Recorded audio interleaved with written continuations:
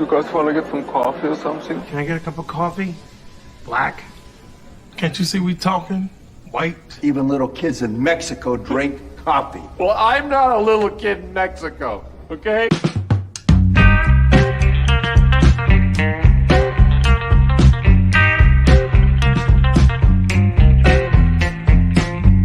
That is the best coffee I've ever tasted. A damn fine cup of coffee. You want a cup of coffee? No coffee.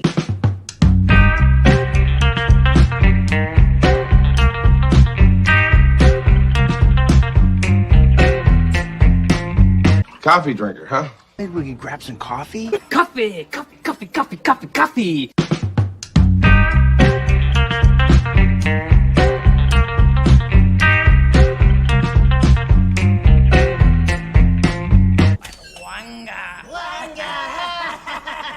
How you doing, fellas? That's not decaf, is it? Viennese cinnamon. Martin, I'm Gerry. I feel like shit. Good morning, guys. Everybody's here. Let me see the crowd. Say hello to the chat. We got Real Wade Nation. Let's see who's first, though. Martin was first. Oh, look at you. Baron Ormond-Tog was second, and he's also on the show. And then Stone Pie Media, our good buddy Matt, who's going to be at the show with us this weekend. Keith.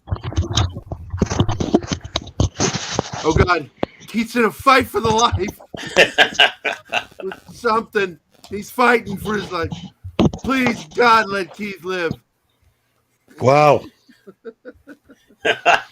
I was switching my mic. That's not what it sounded like. It sounded like you're beating the shit out of the first one. Good morning, Keith.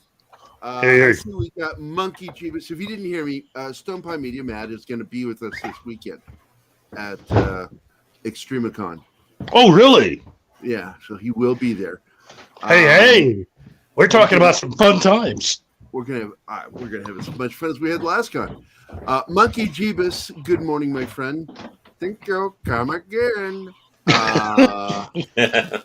D Bud Martin, who I got to see last night because I was doing that show with that 70s rock fan. Keith was there too. It was fun. Keith joined us, and somebody's phone is on. He got a message or something. Dr. Dragon, good morning. Who was it? Me. Ah. Yeah, at least I did you're it. important today. Yeah. I am. Very important. Then, of course, let's see who else. Oh, I said Dr. Dragon is here. Good morning, Dr. Dragon. Penny is here. Good morning, Penny. I just got a message from your son. I haven't read it yet. Haven't had a chance. Black Hi, Az, Penny. I swear to God, Black Az's fucking avatar looks like a fucking black and white photo with nipple. I don't know what to make of that picture. Stephanie Beatty, a good friend of ours. Stephanie, are you going to be at Extremicon? Yes, we're going to definitely see her. Oh, she's going to be there? All right, good. Oh, yeah, she's on staff. Oh, is she? Oh, yeah. Is she? I didn't know that. Yeah, I knew that. She's one of the first ones to talk to me about it. Extremicon. So we'll be seeing Stephanie and her software at Extremicon. Who's going from VisionCon, Scott? Do you know? I have no idea. I just do audio. I have no idea. I'm just the voice of the show.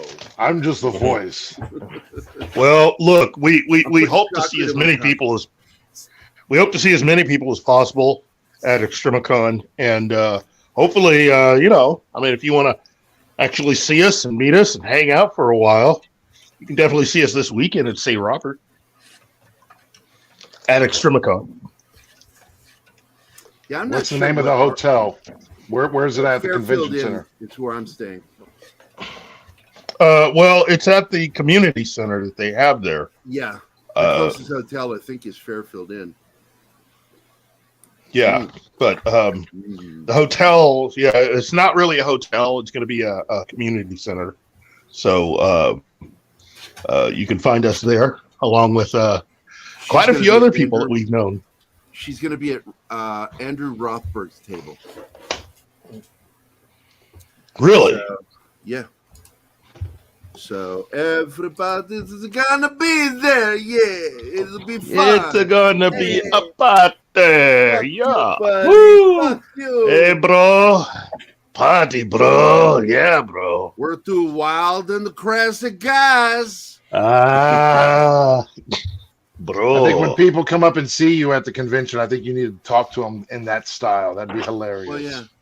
Here in Czechoslovakia, when we break up with a woman, we say, I break with thee, I break with thee, I break with thee, and then we throw dog poop on their shoes.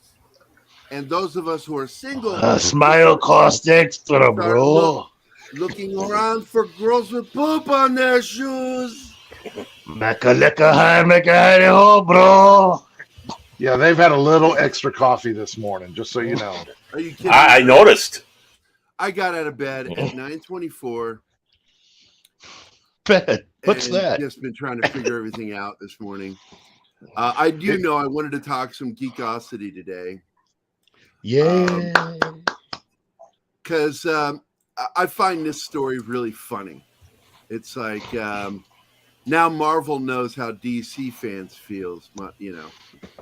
Everybody's still disappointed after D23, otherwise known as Disappointment 23. Come on. What? Henry Cavill didn't show up to another con?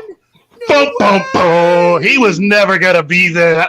That's what we call a fabrication, kids. Remember when they started announcing that shit, and I said, "Nah, it's bullshit. Ain't happening. Well, the whole look, both Marvel and Lucasfilm were a complete and utter disappointment.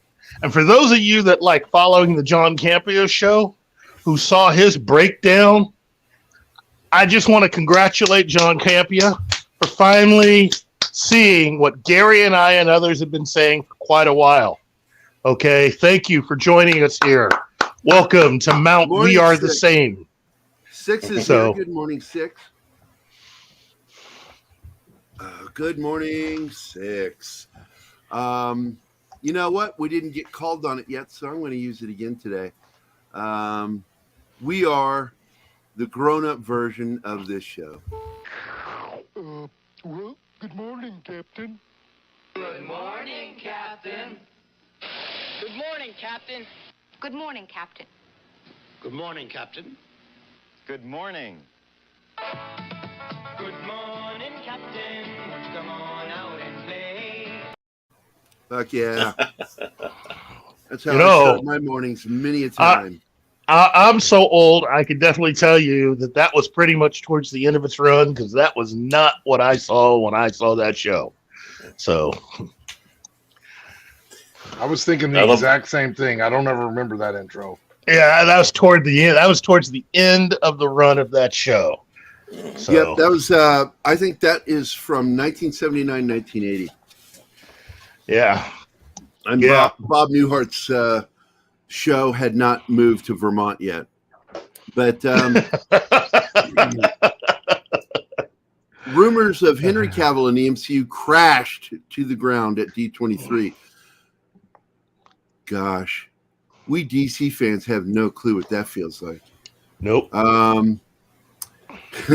Henry Cavill would attend major comics events this year. However, reality does bite. In other words, Superman didn't get the memo. Henry Cavill was a no-show. In July, DC fans waited for Cavill to appear at... Yeah, I don't even want to go into this again. Yeah, I know it's in this article, and we're just going to talk about it because there's this ridiculous amount of expectation around Henry Cavill that people need to fucking curb. If he's going to make an appearance, it'll be in October. Mm-hmm. If that'll be at the New York Comic Con at the DC Warner Brothers. What is it, Hall H? Is that what they're going to be in this year? So that's whatever they have there. But yeah, I still don't. Look, man. This has been a really freaky, weird year for not knowing how to promote shit. I mean, The Rock, I love The Rock, but his show at San Diego Comic-Con fizzled because nobody stopped the bullshit story by Deadline that Cavill was going to be there. They completely screwed The Rock. They completely screwed DC, Mm-hmm. and nobody else had a good show. So, well, the thing is that they didn't have anybody in charge really to do a lot of that stuff, and so The Rock and his manager. One person was in charge. She got fired right after. Her job was she was in charge of all marketing. That Comic-Cons fall under marketing. Mm-hmm. So, and as far as Marvel was concerned, I mean, look, man, the reason why this hurts worse is because over the last couple of years, they've been the steady one. They've been the one that everybody has come to. To watch what happened to them at D23 is akin to watching, it's like watching Michael Jordan have a bad night. And I'm telling you, they didn't really do anything at D23. After what they had done, after everything they did at San Diego Comic-Con, if you had actually spent money to go to D23, you pretty much got nothing, because everything that you saw, all those trailers, you could have saw those online. They were all released. You didn't get any major reveals that hadn't been talked about, that people didn't already know about prior to that event. Seriously. It sounds like they're falling apart. They don't know what they're going to want to do anymore. Well, I think a lot of it has to do with the fact that this is all part of Chapek's plan. All the people that have been running stuff into the ground, he's just decided to let them see what happens when they are truly running things. Mm-hmm. This is what they wanted.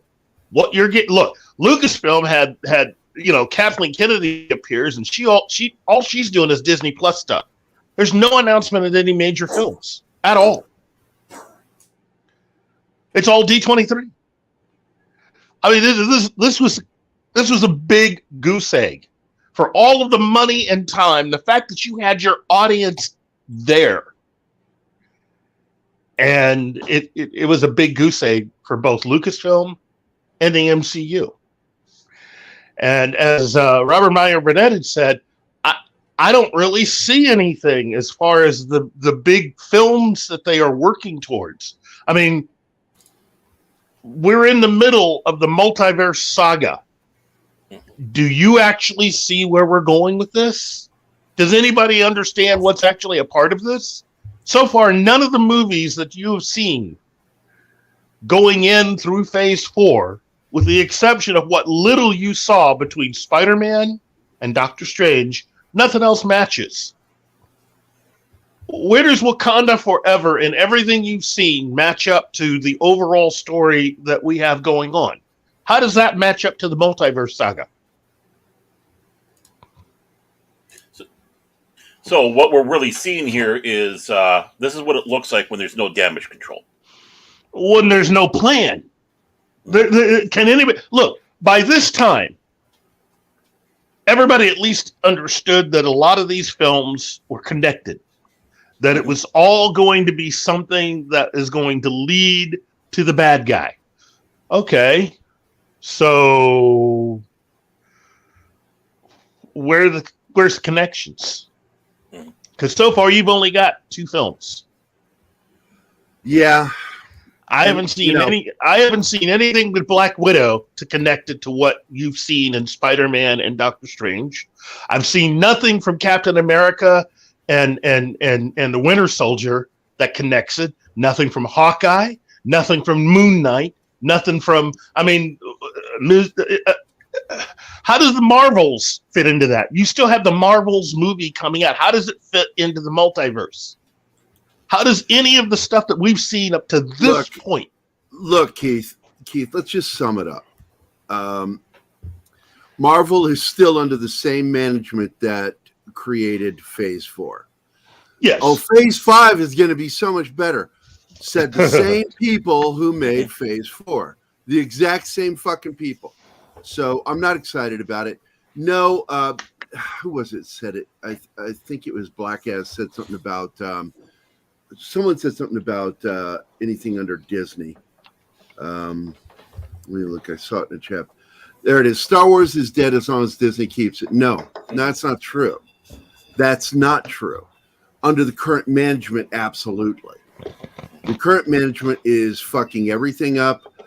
Keith believes that Bob Chapek is letting everything burn down so Kathleen Kennedy fires herself. That is absolutely the actions of somebody who doesn't know how to manage.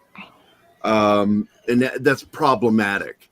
Yes. Kathleen Kennedy is the problem for Star Wars, period.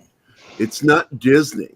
Disney is at fault for not firing her, but they're not the ones destroying Star Wars. It's absolutely 100% Kathleen Kennedy and her Star Wars writers group. Mm-hmm. The only hope at Star Wars right now is anything that Jon Favreau is actually in charge of. And I'm telling you, I get tired of people shitting all over Favreau for Boba Fett. He wasn't even there for it. They threw his name on there as punishment. They made it as bad as possible. Really, they did this. This was intentional flame out by Kennedy and Writers Group to do damage to Favreau, to make him pay for making Mandalorian enjoyable. So you've got people at Disney not doing their jobs. You've got people at Lucasfilm that are fucking everything up. Favreau is more and more reports have come out. Midnight's Edge has been on top of this. That Favreau's almost ready to jump ship and just say, fuck you guys. And remember, no mention of Filoni because Filoni is outside the circle. He's not in the circle. Okay, if you're waiting for Filoni to do something, he's never been the guy. Everything is right on Favreau's shoulders. He is lips attached to Kathleen Kennedy's ass. And that's the problem with Filoni. I've never liked him for that. He's always been a problem since he came back with the Disney ownership. Marvel, on the other hand, there's a lot of teamwork going on with Marvel Disney. And they're fucking up left and right. But Feige still is the one guy in charge. And you have a woman in the background that's causing problems, Victoria Alonso. She has helped bring about all the girl power, the A-team shit, from Infinity War. I mean, good God. Oh, yeah. That could have been one of the best Marvel films ever made. And they intentionally let Victoria Alonso throw that thing in there, and Feige's like, yeah. Mm-hmm. So Feige's more to blame than anybody. Chris Gore put up a photo of something that happened during D23 that really helps Victoria Alonso understand exactly what fans up to this point think about one of her favorites. Okay, you got it? You got the link? No, I don't have the link. I'm describing it, but. Okay. When they were there, you had a fan event where you would go and meet some of the stars that had tables there, right? Mm-hmm. And the picture that Chris Gore has is 5 minutes. This is right outside the table for our favorite Captain Marvel herself. She had a table there. This is 5 minutes until she gets to the table, until she has her meet and greet. There's barely anybody standing in front of the table. And when I say barely, I mean barely. Barely. It's an anemic picture. It's the kind of picture that if you've ever been to conventions before, you can definitely tell who's popular and who really isn't. And there was hardly anybody standing there with her 5 minutes away from going to that table to sign and meet her fans. Oh, shit. Look at this. Steam Element's giving me some announcements here. Marshall is become a member. Marshall, we've missed you, buddy. Where are you? Thank you for becoming a member, man, but we'd like to see you. I miss hearing your voice, so get back here, man. Zakarot315 just became a member. Yeah, bro. That is awesome. And then Cobra Khan 007 just became a member. Not only that, our good friend Kylock just became a member. I hope you're doing well, my friend. And of course, Brightest Day just became a member. See what happens. Look at that. See what happens, That's Gary, when amazing. you have me on the show. Look at all the people that joined. Oh shit, Baron You're Orm, welcome. Warthogs. I forgot you were even on here, dude. I did too, to be honest with you. Yeah, you were like sitting there just watching the show. Well, he was holding up the Gary logo going at earlier. it. Keith and Gary going at it. He was holding up the logo a little bit over. He was holding up the logo earlier. It was great. I'm just holding you guys up. Mr. Tickle Trunk comes in. Brie Larson's crowd was emaciated as she looked in recent photos. I love that he doesn't know it was me. LOL, Boomer Gary. What? What? Okay, let me ask a question to everybody on the panel. Yeah. We know that Thunderbolts is coming. We know that Secret Invasion is coming. Wait a minute. Did you buy memberships under all their names? You sneaky bastard. Is that what you did, Mr. Tickle Trunk? By the way, I want to say good morning to the love of my life, Anima Confusa. Anima. Oh, yeah. There's Keith. Keith doing it. Keith doing it. So I got to play the video. Where's it at? Oh, my God. We have way too many videos. Here it is. I love it when he says her name and doesn't say it right. This town needs an enema. There you go. For all these memberships, I should play a video. What video should I play? I know, this one. Do you know what nemesis means? A righteous infliction of retribution manifested by an appropriate agent. Personified in this case by a horrible cunt. Me. There you go. That's a good one. Thanks for all the memberships today. That's amazing. And I'm looking to see, did he say it yet? Did he do it? Yes, but they're randomly given out. Well, that's fantastic you did that, dude. But either way, we really do miss Marshall. He's gone dark. I hope to hear from him soon. We miss him. Brie Larson voiced the paradigm of something. I don't know. It was there. Fortnite. Oh, nobody cares. Monkey Jeebus. Jesus Christ. Monkey, why do you do that? Thank you. Come again. Good morning, Magitex. How are you doing? Magitech Mags. Hey, if you want to join us, you're more than welcome to. Let's see. Gap After Dark is here. King's Pork Cow is here too. Holy crap. We've got almost the entire crowd. Yeah, this is awesome.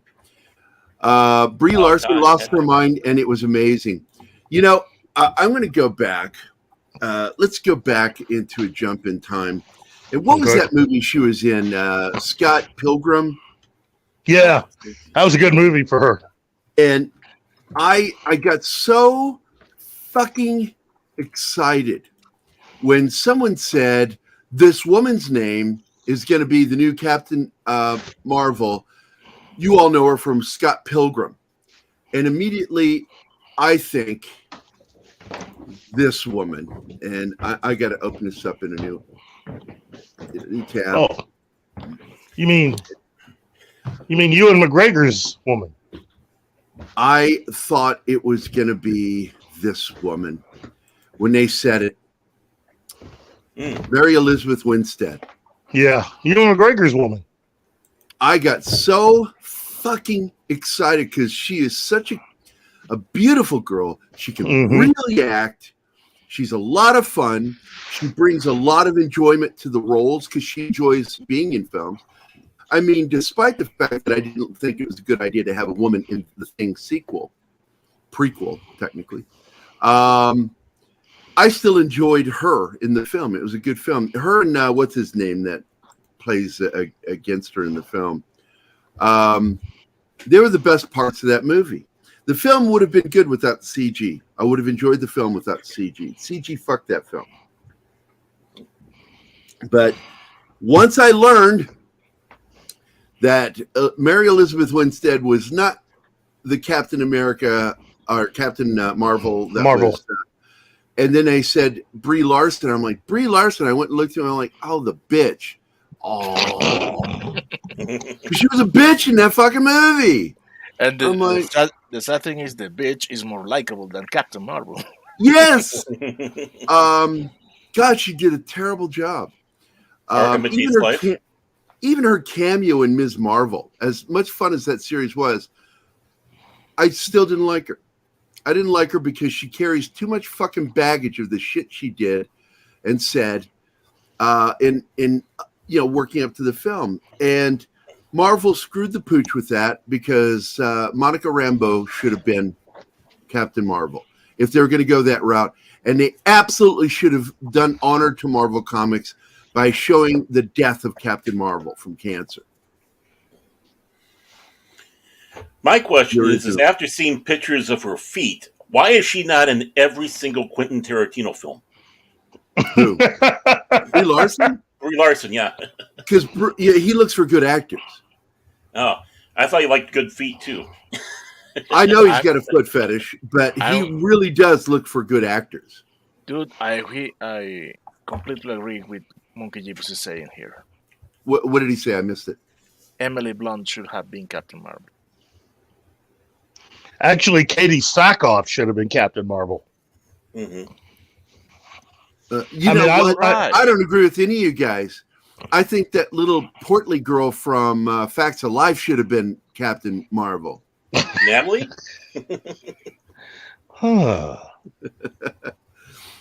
I've got the song in my head now. God damn it! I got the fucking theme song. That's on you. That's God on damn you. it! I hate having OCD. That's man. on you. OCD, yeah. Yep. So my question I'd like to ask the panel and anybody that's in the chat: can Marvel turn things around with the upcoming movies like the Thunderbolts or Secret Invasion?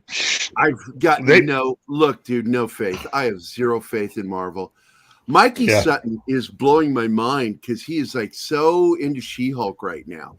And I keep saying this. I'm like, dude, because he said it's just like the comic. I'm like, did we read the same comic? Yeah, because that's definitely not John Byrne. John Byrne's She-Hulk was funny, but no. And she was sexy as fuck, but she would not walk around shaking fingers at her cousin, telling her that she suffered more than him after you find out what the fucking Hulk went through. And for me, the problem with that scene is they don't adjust it. They don't make her realize her mistake. They just let her get away with that. And she's, female explaining, as I like to jokingly call it, what it's like to be a woman. And then just leave him just sitting there blindly nodding. Because he's in a daze, obviously not really listening, but turns right around. Next episode, fucking twerks. How is that empowering? You're sexualizing the Hulk's ass, She-Hulk's ass. I just look, man. I think I don't want to be repetitive or redundant or say the same thing over and over again, or finding new ways of repeating the previous information. But this is what I think of that. This town needs an enema. Well, I think it could probably be safe to say that Phase 5 will probably be phased by. I mean, how many... Good morning, Max. Good morning. Good morning. Hello, Mags. Good morning, Magic Jack. Finally, some culture to the show. Good morning. Cavatino Calverman Shade here. Good morning. Good morning. Good morning. Your singing voice. You need to come up with a She did that right on note. She sounded so good. You need to do a morning coffee with Gerry song. Just make up something. Make it dumb. Pretty but dumb. I should try that. Coffee! It's coffee. It's gas. It's Gerry. Scary and dumb. And I want to say good morning to some other people. Wajid is here. Good morning, Wajid Leakey. Gap After Dark, previously known as the gap between Gary's teeth. I don't want to say it's big, but you can fit a quarter and a nickel between my teeth. I'll be right back. I gotta let my cat out. Be 1 second. Is that like code for something? No. Shut up, Oh, Gary. okay. I'm just asking. Jesus Christ! Bite a guy's head off. Don't call me Wave. Good morning, Lindsay. The cynical geek is here. It says Marshall is here. Did he actually show up, dude? Is he out there? Because I haven't seen him. Because I don't see him. I think that was just Tickle Trunk buying memberships for everybody. Yeah, and Tickle Trunk, you are, like I keep telling people, Mexican Iron Man and fucking Mr. Tickle Trunk are the two biggest contributors to our channel. They really are. It's like every time I look to see, something, it's almost always Tickle Trunk or Mexican Iron Man that's got the biggest ones. And that's it. They're two big guns slinging their guns around. That's what they are. They're not young guns, mind you, but they are big guns. He likes you. He likes you, Gary. I know. Well, I know that Keith, and everybody on the show loves Tickle Trunk, and we all love all you guys. But Mexican Iron Man is essential to everything that I do. I don't do shit without talking to him first. I think the MCU can turn it. Oh, of course. Look, don't call me Wave. I'm going to tell you right now. If they fire the right people, Star Trek can turn around. If they fire the right people, Star Wars can turn around. If they fire the right people, Marvel, the entire properties of Marvel could turn around. Mm-hmm. I'm done with Doctor Who right now. I'm not going to come back until it's dead and then revives in about a decade. I'll be, about 70.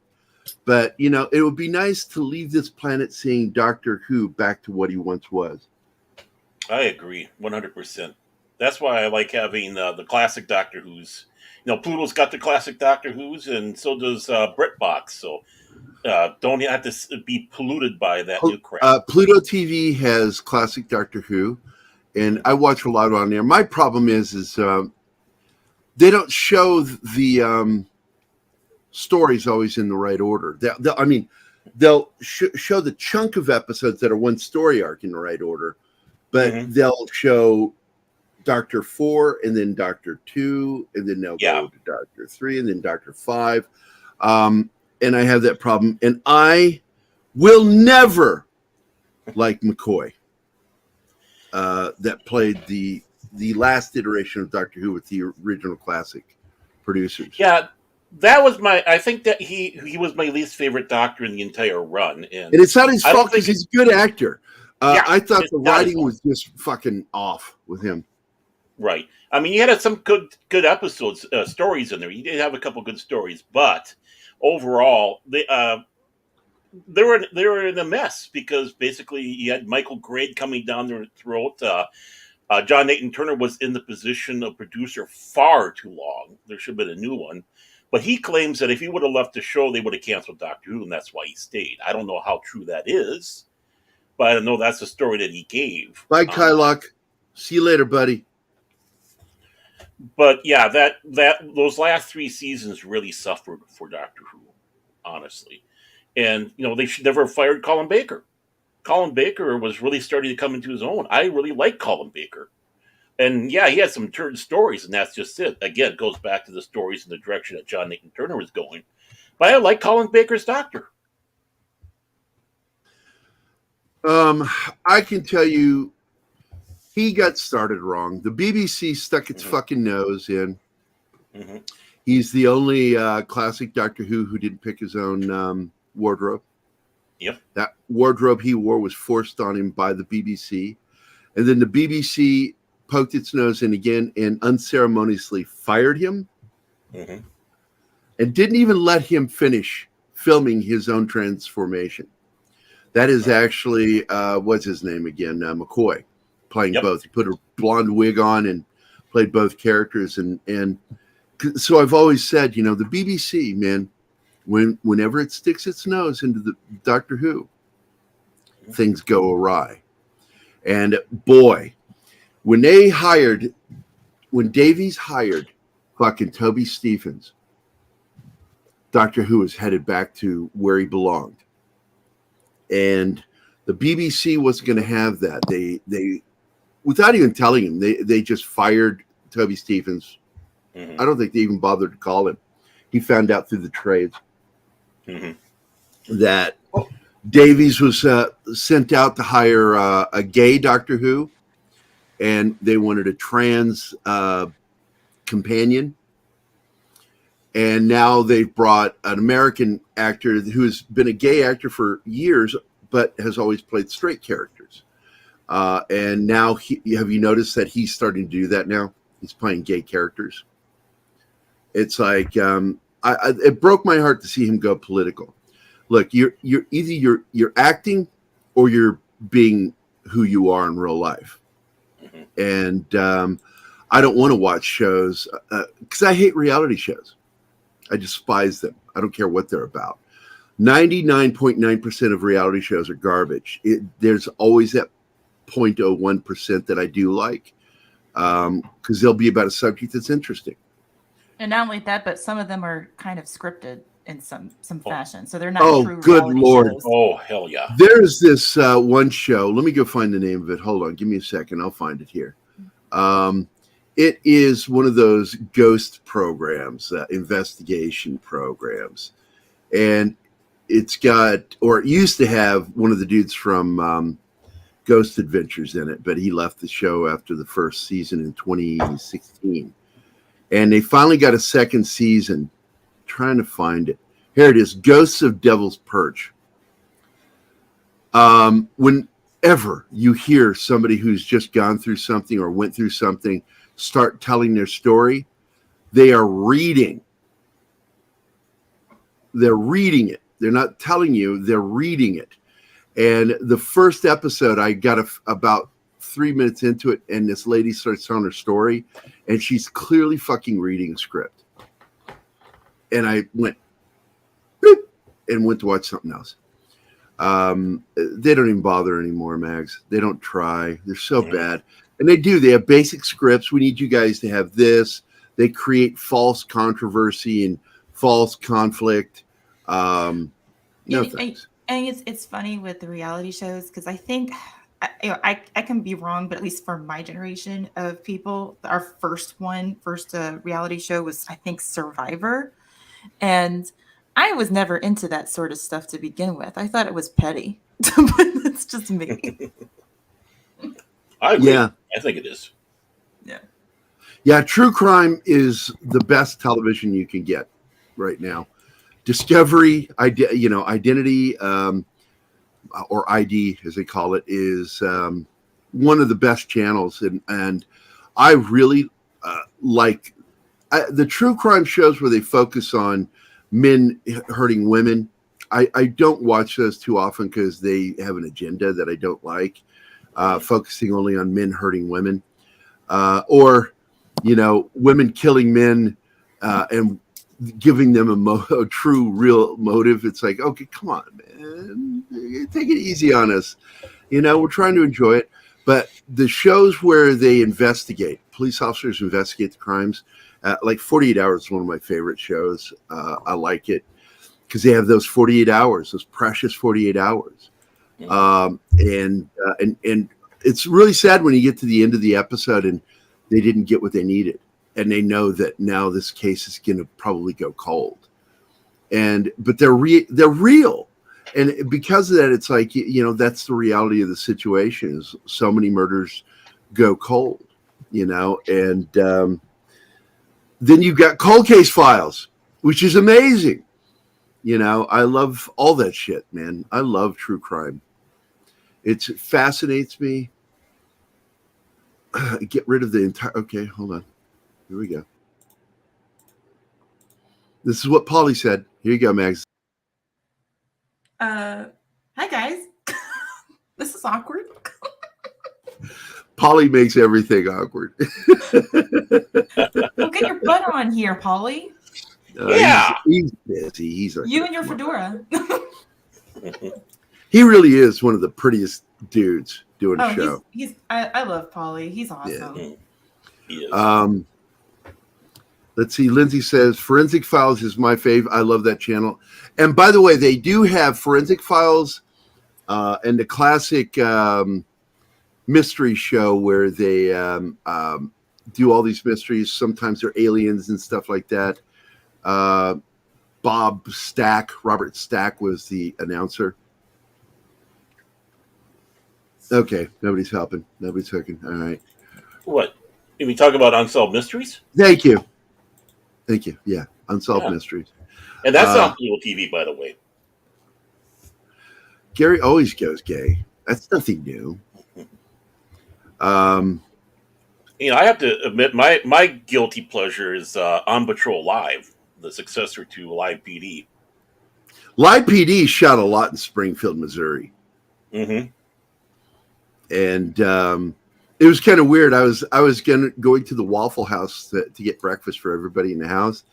And at the gas station, the camera crew is there shooting something at the corner gas station right across the street. And I'm like, I guess I'll watch that when it's on the show. Find out what happened. I was going to say, anybody you know that was on there? I do not know any of the law enforcement officers in Springfield. It's odd because all the cops I know are in Lebanon, Missouri. Well, I wasn't talking about the cops. I'm talking about the perps. Oh, no. I hardly know.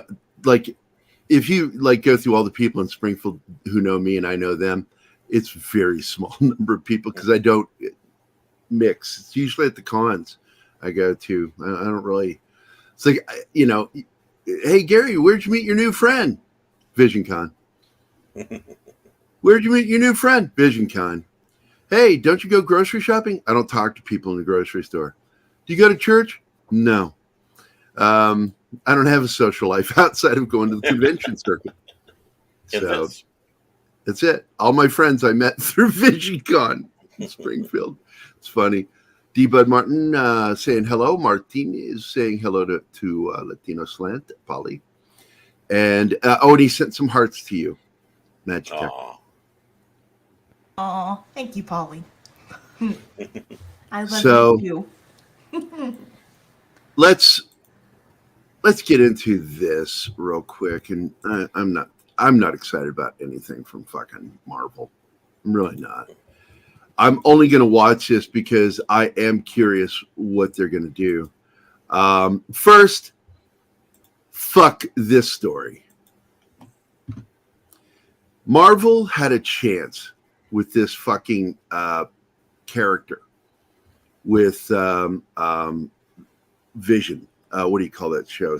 Scarlet and Vision series. Yeah, I'm sorry. It's taking forever. WandaVision. WandaVision. It's taking forever for this to load up because I had to think about it too. My internet is not fucking loading. There, finally, it loaded it. She-Hulk, Attorney at Law, teases Mephisto. I absolutely don't fucking care because they had their chance with Mephisto and they fucked it up. So why are they doing this in the She-Hulk show? I mean, and of course, I don't have a basis in the comics, but I can believe if Mephisto showed up in WandaVision, that seems plausible. But at She-Hulk, that was where it needed to happen because everything was Mephisto using puppet strings. But by the time we got through that series and then saw the movie Doctor Strange 2 in the Multiverse of Madness, we understand they screwed the pooch again. They didn't put Mephisto in. Instead, they turn Scarlet Witch into a murderer and then kind of conveniently forgive her at the end. Not just a murderer, but also an abductor. She was an abductor. And she was murdering people. She was completely malevolent, evil. And you can't come back from that. That character needed to die, or they needed to reveal that it was not her all along, that it was Mephisto. But because of their fuck up, it's really because of their fuck up with China. They gambled too much on China, thought that they were going to get friendly with China. China was going to be their friend. They were going to get all kinds of money from China. So they took Mephisto out, shot a lot of the season, and turned it into, it was what's her name all along, and the catchy tune and everything, and it was just dumb. It was dumb, and it fucked up really what should have been the redemption of Scarlet Witch in the film with Doctor Strange, and instead it becomes, oh, we're just going to conveniently forget you murdered all those people. All those, you killed them. You personally murdered them. We'll forget that. You kidnapped people. You imprisoned them basically. And it doesn't matter if it's a horror film, Black Az. A horror film has to have logic too. It has to have logic, and that was the problem. Like I said, I enjoyed about 60% of that movie, but 40% of that film was fucked up, and that's why I couldn't give it a good score. You can't have huge, heaping, fucking plot holes all through the place with a character like that and not expect people to go, wait a minute, you're just going to forget that she murdered all those people in cold blood? I mean, she tortured them to death. She was taking pleasure in killing them. Yeah, we're going to forget. But Gerry, remember, she's so misunderstood. Yeah, fuck that noise. Nobody's that fucking misunderstood. It's more like really messed up. That's what they are.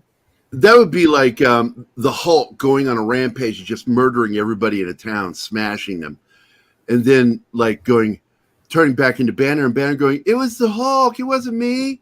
Yeah, you're going to prison, motherfucker. Yeah, you fucking murdered people while you were the Hulk. So, had an excellent opportunity to introduce Magneto, and they blew it. Yeah, and of course they're going to be talking about that. But let's get into this one. Keith, are you here, or did you walk away? I think he walked away. He's doing something, doing family black guy stuff. And so, in She-Hulk Attorney at Law, trailer reveals more of Charlie Cox. I haven't watched it yet. My buddy Kieran Bug wrote this. The new She-Hulk Attorney at Law trailer revealed more footage with Charlie Cox. Now that the 4th episode of She-Hulk Attorney at Law has aired, we've now officially reached the show's halfway point. Furthermore, we've now caught up with those who were lucky enough to see the first 4 episodes in advance. So the content in the remaining episodes is anyone's guess at this point. Nonetheless, the show's trailer teased scenes that are minor spoilers. These include Jennifer Walters, Tatiana Maslany getting her She-Hulk super suit, and of course her highly anticipated team up with Daredevil. The San Diego Comic-Con trailer for She-Hulk Attorney at Law confirmed Charlie Cox's appearance as Daredevil. And there we see him. That's him in the background. That's her in her outfit. I wonder if she's going to shame him that you think being blind is bad? Try being a woman getting whistled at. Moreover, Marvel Studios has just released a brand new trailer for She-Hulk's remaining 5 episodes. In addition, on teasing Tatiana's return, we also got new footage of Charlie Cox as both Matt Murdock and Daredevil. The show's most recent episode ended with Jen being sued by Tatiana over the use of the name She-Hulk. Sounds like the lawyer is going to need her own lawyer, and a really good one at that. It looks like we might already know who will be representing her in this legal dispute. During the new trailer, we see Murdock and Walters enjoying a drink together, while also talking about her double life and hopefully not shaming him for being a man. He says to her, I think you are in a unique position to do some real good. Jen Walters can use the law to help people when society fails them. She-Hulk can help people when the law fails them. There you go. So obviously this advice stems from his own experience from leading a double life as both a vigilante and an attorney. We also see a brief moment where She-Hulk attempts to attack the man without fear. What causes the two superheroes to come to blows with one another is unknown. But we'll find out soon enough. What brings them together is most likely related to why the Wrecking Crew attacked her earlier on. There's a strong possibility that Wilson Fisk, Vincent D'Onofrio, is the one who hired them to retrieve a sample of her blood. That would explain why Murdoch suits up as the devilish alter ego. It goes without saying that while She-Hulk has been incredible so far, incredibly bad, the most exciting episodes are still to come. Okay. Well, I will be watching this episode because I love Daredevil. Oh, you're back. Hey, Keith. How you doing, buddy? Willie the Epic Monkey King is here, giving us even more monkey power in the chat. Hey, Willie. By the way, I got to tell you, Cavatino, I enjoy the Andor trailers.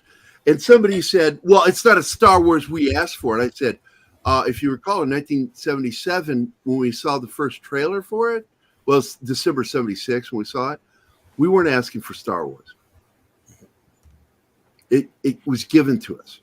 And so Andor might end up being good, and it looks good.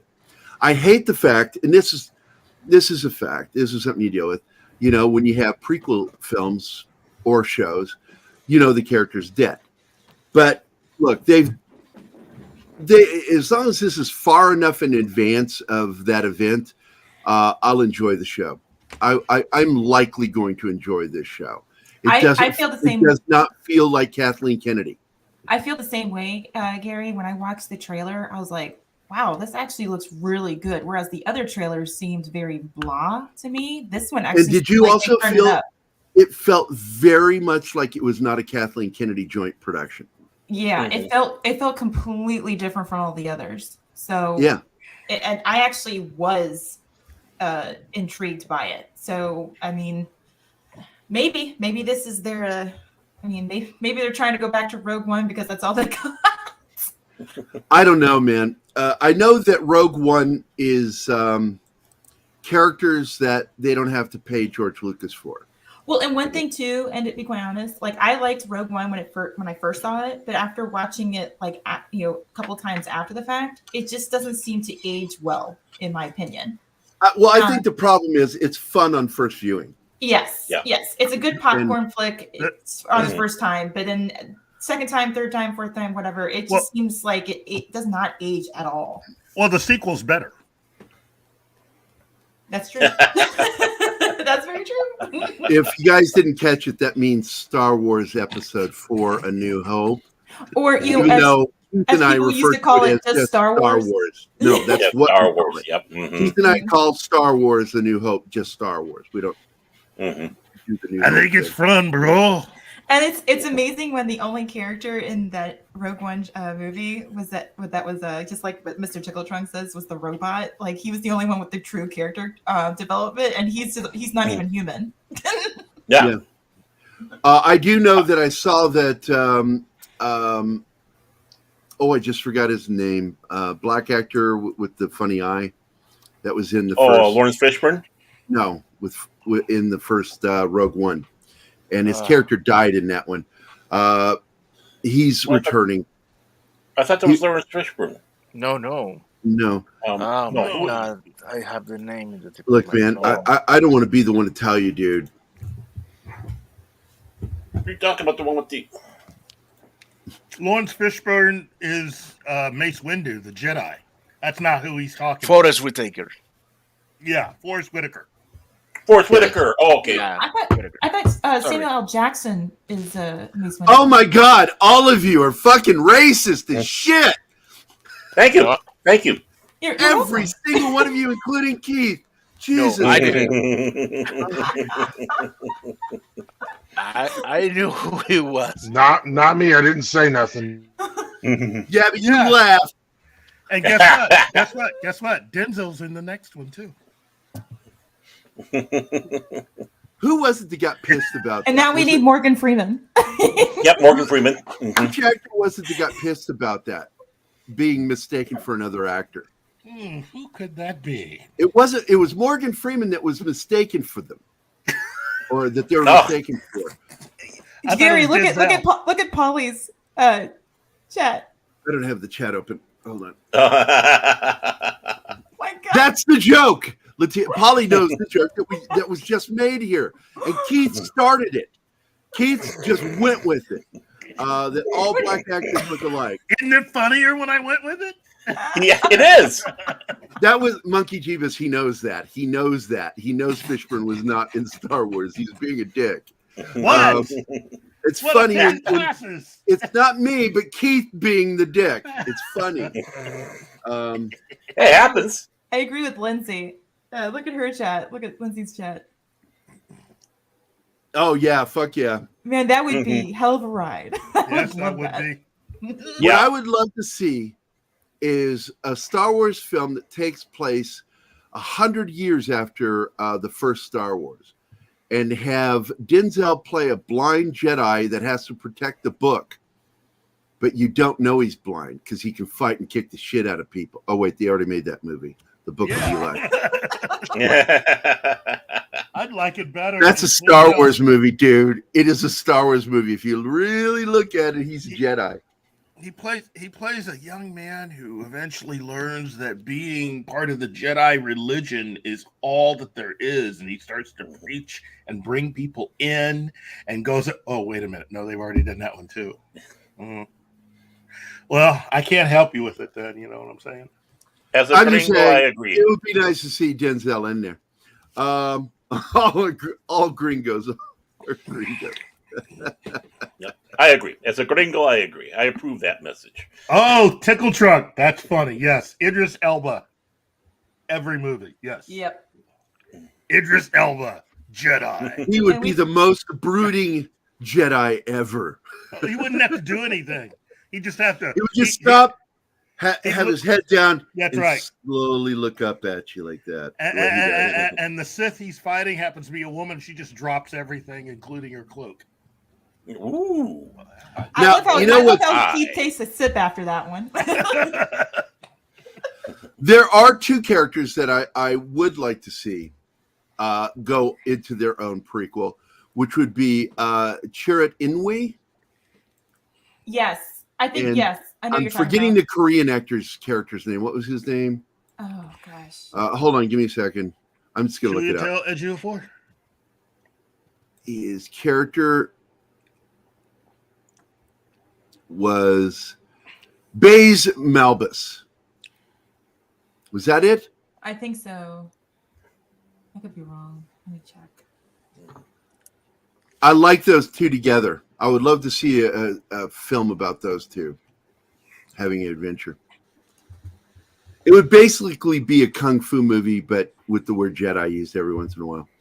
How is that a bad thing? How would that be a bad thing? It would never fucking be a bad thing because the Fortress is where Star Wars got much of its DNA from. That's right. Kurosawa. Yep.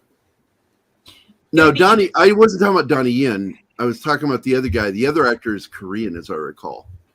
I know Donnie Yen is Chinese. Che, Jesus Christ. Yen for yen.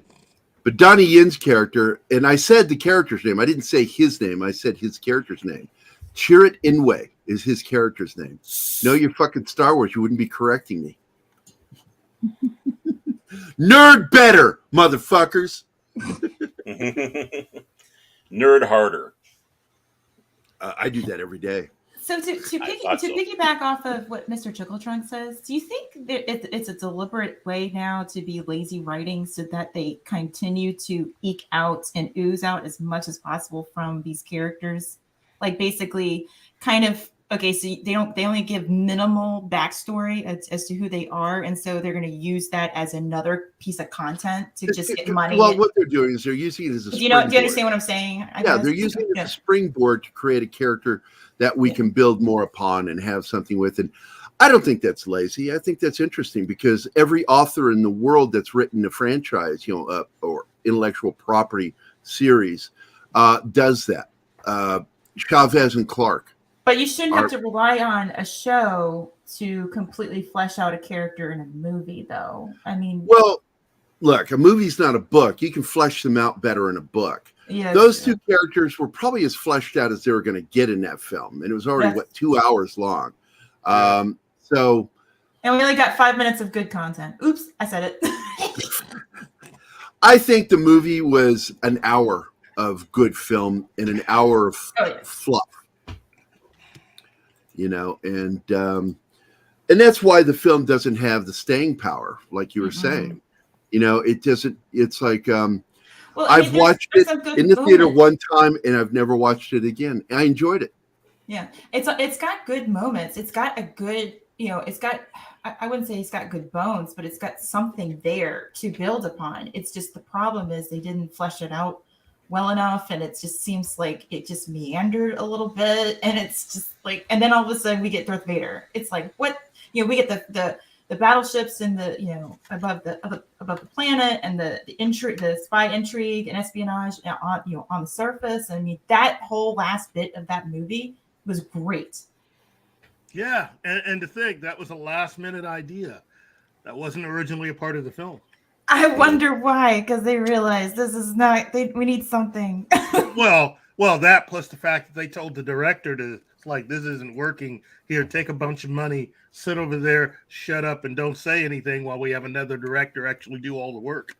Because that's what they ended up doing to the movie. In case you didn't know that, the film was reshot, and the third act was completely redesigned and reshot from the trailer that they had originally released, because the first trailer includes scenes that are not even in the movie.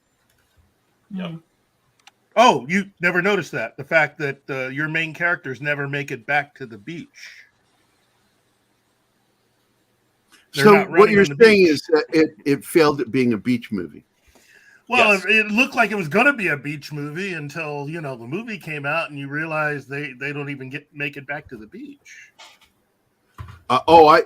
Kingsport Cal, you absolutely right. And I have watched that scene over and over and over again, because that was the best part of the film. Worst part of the film was their version of Princess Leia. Looked so fake and just was wrong. They should have never showed her face. They should have just had her turn away with the things and say the line, and the door shuts. Mm-hmm. I thought you were going to say just okay.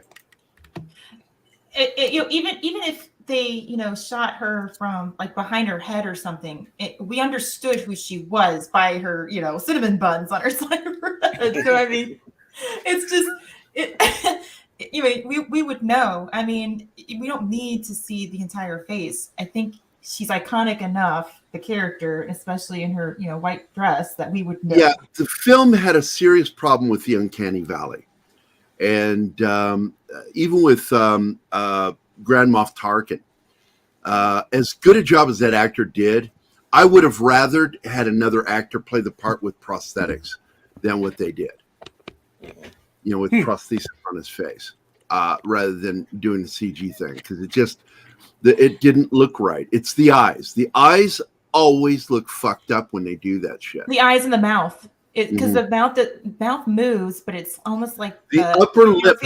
Your facial structure, as in your jaw, your cheeks, your upper and bottom cheeks, just everything else. It doesn't seem to flow right. Oh, Scott. Mighty Orbots, good morning. Dragon Bricks is here. Man, it's a house of fucking dragons. I hope it's a House of Dragons on Thursday, because that is our House of Dragons Day, where we're going to do a complete fucking spoiler episode. Why? Because we give you so many fucking days after the show airs before we talk about it. We're not like Salty Nerd and talk about it the next fucking day. I won't do that. I love Salty Nerd. I'm not shitting on him. I love Salty Nerd, but I can't do that. I want to give people at least 3 days to fucking watch the show before I talk about it. Yeah. So we're going to do every Thursday is House of Dragons for now. House of Dragons. Soon it'll be something else when House of Dragon ends. You mean you're not doing Ring of Power? I'm never talking about that show. I will not promote that show. I won't talk about it. I won't say the name of it on our show. It's probably I consider that free advertising. Fuck them. Yes. And fuck Bezos for fucking putting his money down, and then after everything fucks up, doubling down and tripling down and quadrupling down. Mm-hmm. You know, fuck Bezos. He's a fucking idiot. He's a communist. Fuck him. He's a Bond villain. I loved it when Cameron Pasha came on here and called him a communist, and I went, "Thank you. I love you, Cameron." Yeah, he got his. He doesn't want you to have yours. So yeah. Wow, Look, right? dude, House yeah. of Dragon was amazing. I was terrified of what was going to happen at the end of that episode because so much happened all the way up at the first fucking middle of the fucking episode. And I'm like, oh. Can't believe he took his niece there. Can't believe he took his niece there. I thought someone was going to fucking get murdered for doing something. And I mean, I'm not going to say anything, not saying anything. Finish watching the episodes and join us on Thursday for House of Dragons talk, man. Don't call me Wave.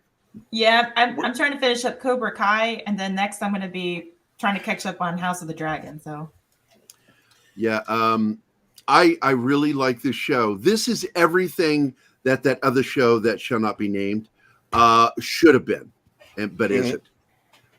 It could have been as good a quality. Now, you don't have to look, because once again, I'm telling you right now, I'm not happy. I don't want to see Matt Smith fucking. I don't want to see it.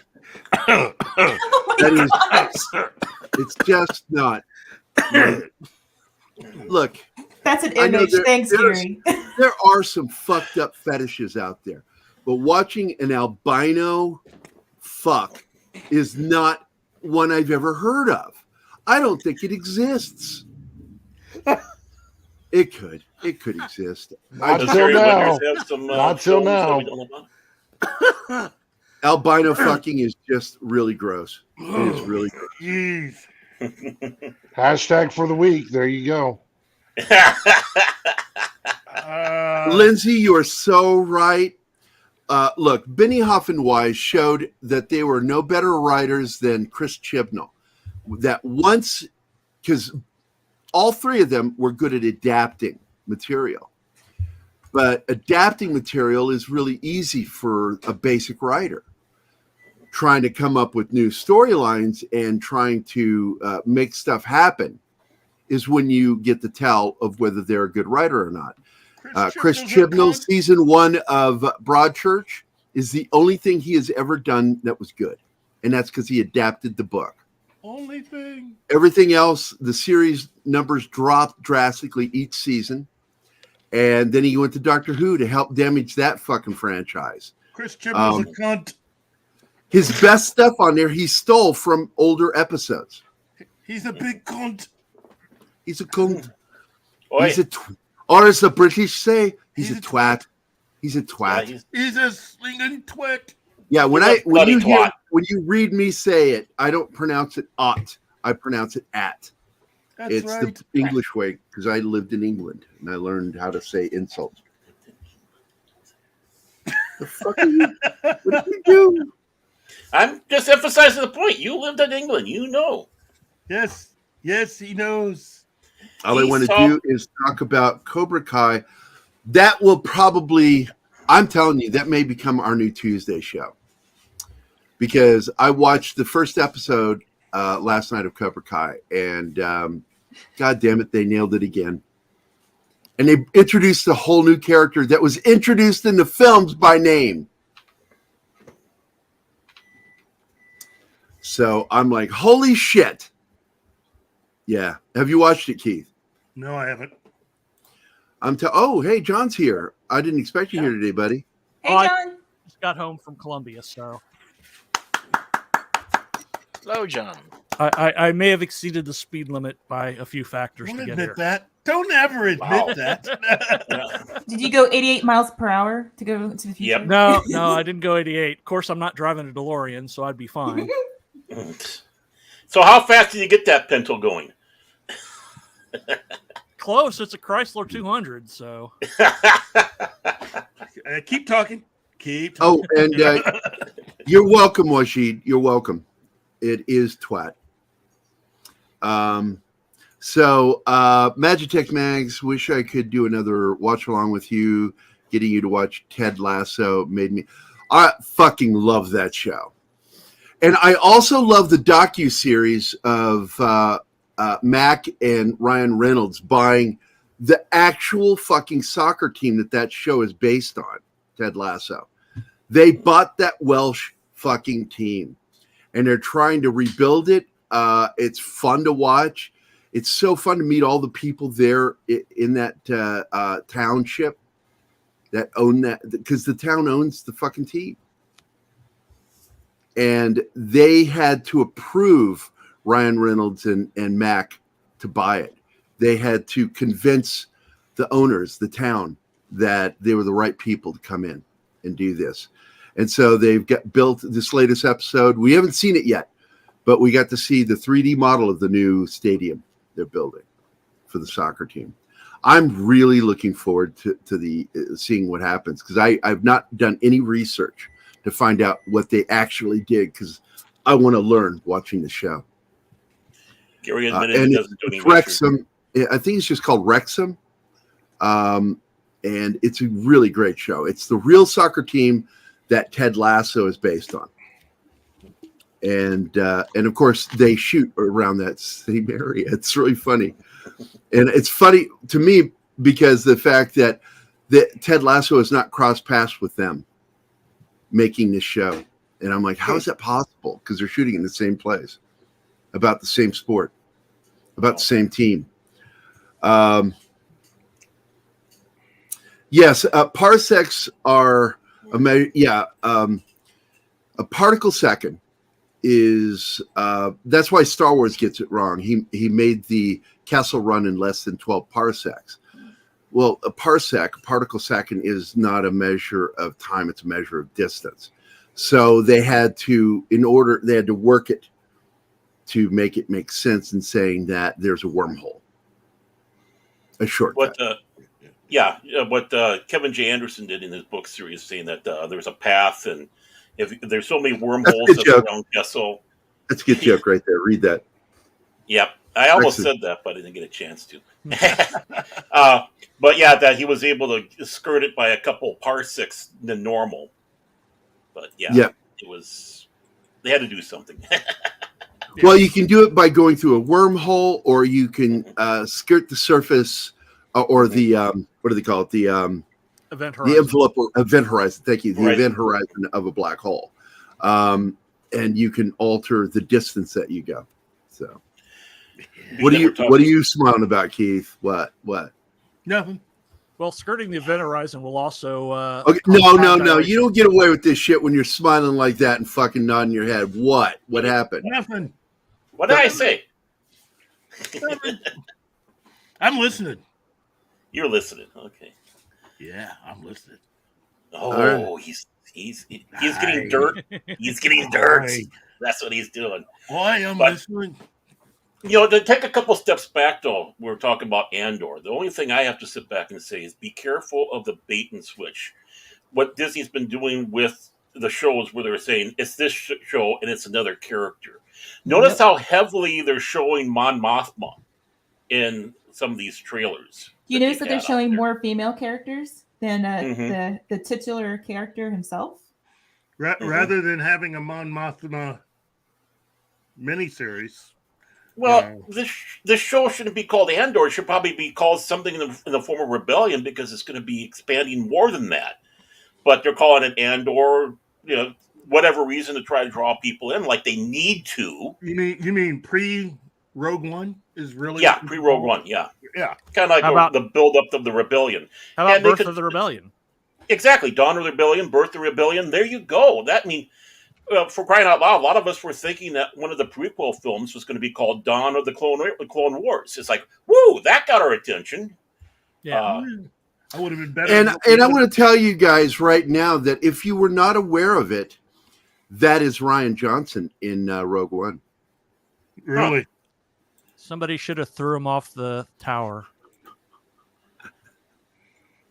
Somebody should have stuck their leg out and said, "Oops, you tripped. I'm sorry." Push him off the platform into the he's in the laser scene, and So that's him that turns away like that, blocks when the laser fires by. Someone should just push him into the laser. Oopsie. You know what makes me frustrating though with some of these shows? They're using, like Obi-Wan, Loki, and all that kind of stuff. They're using male names, male characters, and they're all, these producers, these Hollywood types are all about, female empowerment, but they're using men to make their females empowered rather than the females be empowered by their own agency. Right. And it makes me mad because I'm like, so you're telling me that I have to use, Hollywood does it wrong. They do it completely wrong. They preach and they don't get it right. You've got a scrawny guy and a big muscular guy. Okay. Mm-hmm.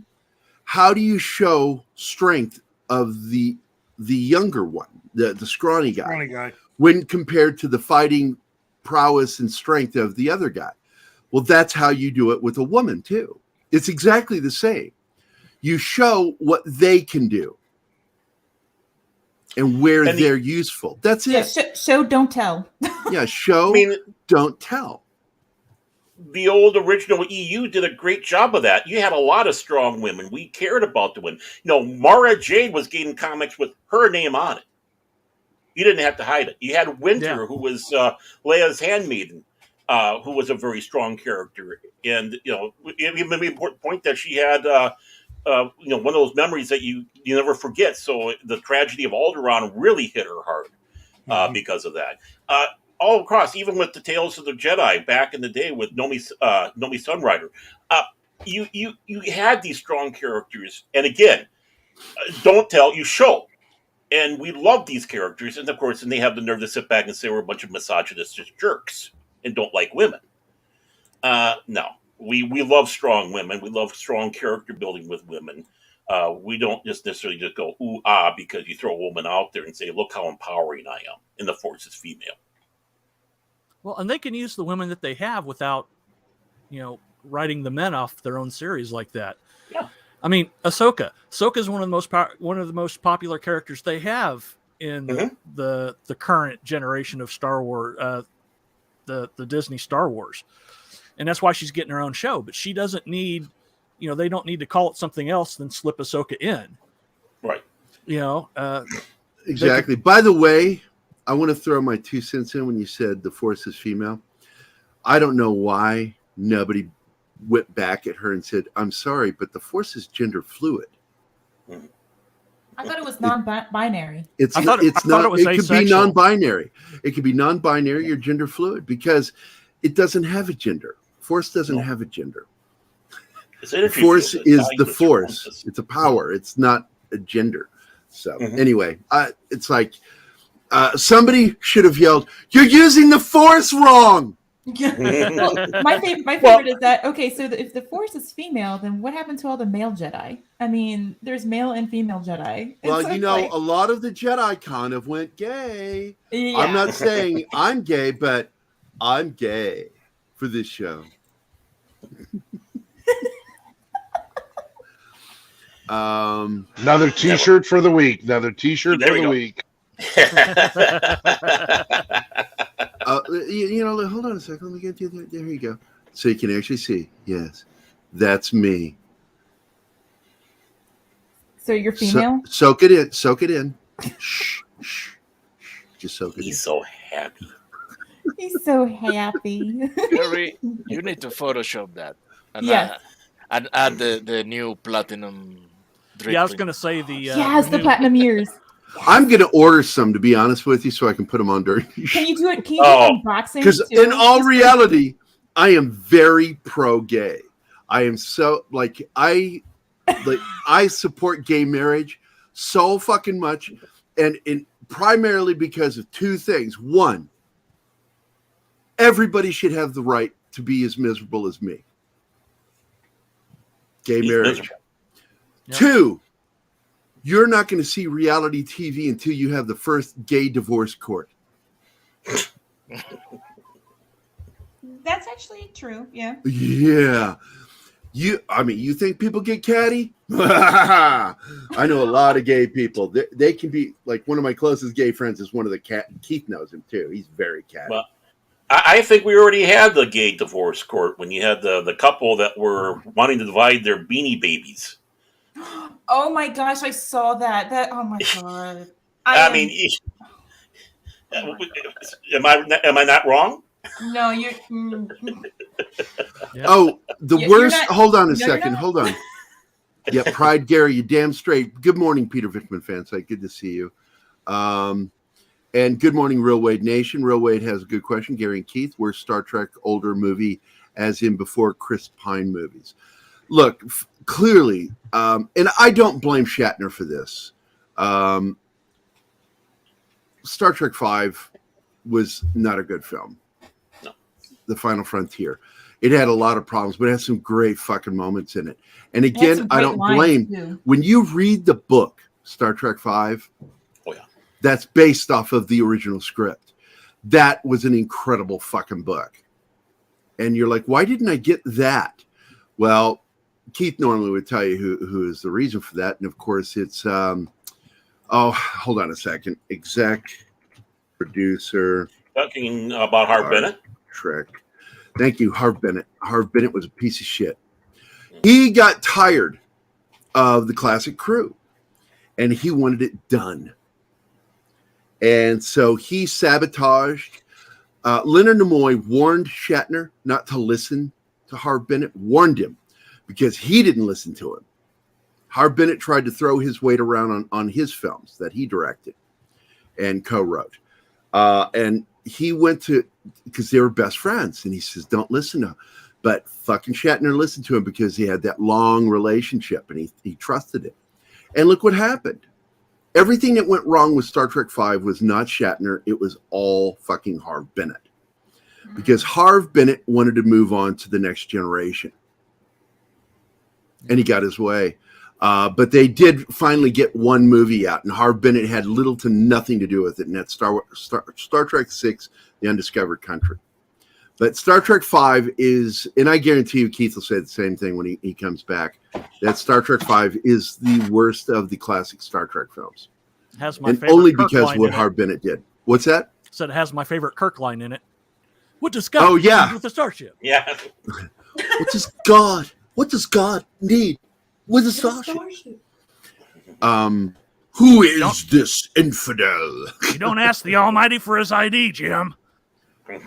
But then it's like somebody goes, no, wait a minute. That's a really good question. Why do you need a starship? You're the Almighty, all powerful. Is that the one where I don't recall because I haven't seen the movies in a while, and I probably should do a rewatch. But is that the one with when they do the row your boat? I love that. That is so such. Great. That is such great friendship and character. That shows the building friendship better than any of the other films. Yes. It shows the bond between Bones, Spock, and Kirk. And that's why Kirk, Shatner, I think he had the right idea wanting to make that movie. I think he did because he really did the best version of the characters and their bond. No, I don't think Khan was a bad movie at all. Was the best of all. Khan was absolutely the best of that franchise. Yeah. And Ricardo Montalban was. And what I like about it is Star Trek: The Motion Picture was a remake of The Changeling, just with a better ending. It was done by a director who understood dry science fiction, and therefore we got a drier version of the characters. They're very dry, very straightforward. The only guy who says cheeky stuff in it is fucking Bones McCoy. And everybody else is drier versions of their characters. Even Kirk was dry. And he was always kind of cheeky as Kirk, a little twinkle in his eye. We got no twinkle in the eye of Kirk until the end of the movie, the very end. Yep. But basically, it was a remake of The Changeling, which is really one of my favorite episodes of Star Trek. That's where the robot that was originally a probe sent from Earth was somehow changed by an alien intelligence and is working its way back to Earth to find its maker. And because it doesn't exactly look like the original probe, they're kind of confused by what is this thing? Who's the maker?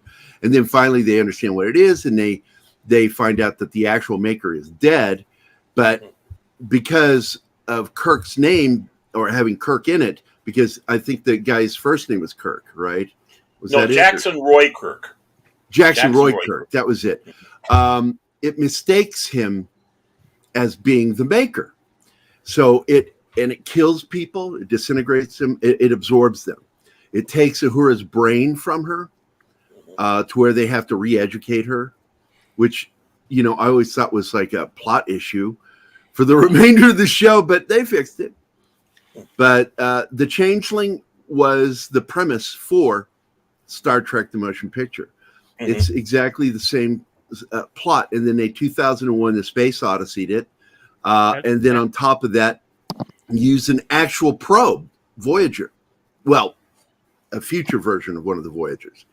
So it was. I really like that film a lot. It's very dry, but Star Trek II: The Wrath of Khan was a much better film because Nicholas Meyer fucking understood naval, and he brought the Navy back to Star Trek. He fought tooth and nail with Gene Roddenberry over it because Gene didn't want the overly obvious uniforms to look naval. The uniforms were made to look more naval for Star Trek II: The Wrath of Khan. That whole fight in the nebula is nothing but a sub hunt. It's a submarine battle, but which is also it's awesome. It's a great battle. Yeah. Well, the entire episode of Star Trek season 1, help me out here, where they meet the Romulans. Balance of Terror. Yeah, Balance of Terror is a submarine movie or episode. Yep. Everything. In fact, if you stop and really think about some of the things that happen in that, you go, "Wait a minute, that's not how space works." But they got away with it because it worked as a plot. And Balance of Terror is one of my favorite episodes too. But Wrath of Khan returned the Navy feel to it, and it became Horatio Hornblower in many ways. That's really how he thought about it. That's what really helped him to understand, was comparing it in his mind to Horatio Hornblower. Because Horatio Hornblower inspired Star Trek in the first place. Yep. And that's when Jane started acquiescing to Nicholas Meyer. And next thing you know, he says, just do what you're going to do. I trust you. And he did. Nicholas Meyer nailed it. It really, with Wrath of Khan, you can add more to the experience by being very familiar with the episode Space Seed. Mm-hmm. Yep. And one of the best trivia questions for that is, and it's a negative trivia thing, because a lot of Star Trek fans go, wait a minute, Khan, Space Seed, that was season 1. Chekhov didn't join the bridge crew until season 2. And there you answered your own question. He didn't join the bridge crew. Right. It didn't mean he wasn't on the ship. And you remember, Khan memorized the name of every member of the crew. Right. And Vonda McIntyre actually addressed that in the novelization, where she sat back and said Chekhov was in another section of the ship at the time. Yep. And so she addressed it in the novelization. Well, also Sulu didn't start out as part of the bridge crew when the show first started. No. So it didn't mean he wasn't on the ship. That's right. And that was always the answer to that. It's like, well, just because Chekhov wasn't on the bridge doesn't mean he wasn't part of the ship's complement. Mm-hmm. And you're not going to see everything in a 45-minute episode, or was it 50 minutes? I can't remember. Star Trek 50 minutes? About 50, About 50 minutes. There's going to be stuff and crew members you don't see. You don't see the entire crew in an episode. You don't ever see the entire crew on Star Trek, ever. So that's your answer to that for anybody that goes, but Chekhov was, stop it. Stop being a nerd. Yeah. They rotate ensigns through different departments to get them training. That's right. Yep. Mm-hmm. And Kyle goes all the way back, because Kyle's in Wrath of Khan. Yep. Kyle actually was on the show. Mm-hmm. And transporter operator. And not only that, but if they showed every crew member on the show every single episode, it will give the immersion of the ship being large, non-existent. I mean, we should be seeing different faces, every episode to show that the ship itself is large. So that's a weird argument for people to have about Chekhov. So I mean, well, it was back in the 80s. Do you remember that shit, Keith? People saying that. Oh, I remember. There were certain fans that just got a bug up their backside about the whole thing with Chekhov. My thing was just like, let it go. Just let it go. It's a good movie. That's just one little nitpick. Holy crap! I know. Oh, look, I'm telling you, Magitech, nerds. There's always been that percentage of fucking nerds that just fucking nitpick like crazy. Yeah. Well, and we knew them. We all that lived in the 80s fucking knew friends like that. And we go like, this is our reaction to them then. And that's our reaction to them now. It's the same thing with most of your crazy shit on the internet. Yeah. No, actually. Yeah. Go on. You were about to say episode ever. Yeah, and how many members of the crew were there? 430. Yep, 430.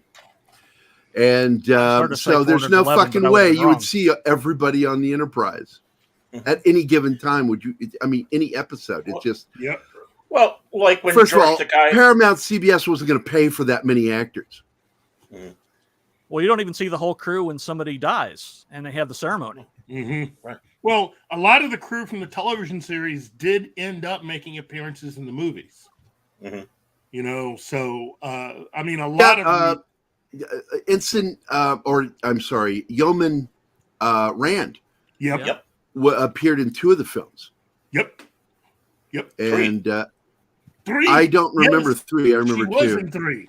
Yeah, she was in Star Trek 3. She was just a standing cameo. She watches the Enterprise come in after being damaged. I thought that was the second one. She was in Generations. No, she wasn't in Generations, but she was in Star Trek 6 and she was in Star Trek 4. This is the only time you see at least part of the crew, if not all of them. They're not all in there. But this is one of the few shots in all of Star Trek where we got to see a bulk of the crew. Yeah. Star Trek the motion picture. 4. Yeah, 3, 4, and 6 is where she's in. And Star Trek 1. Rand was in 1.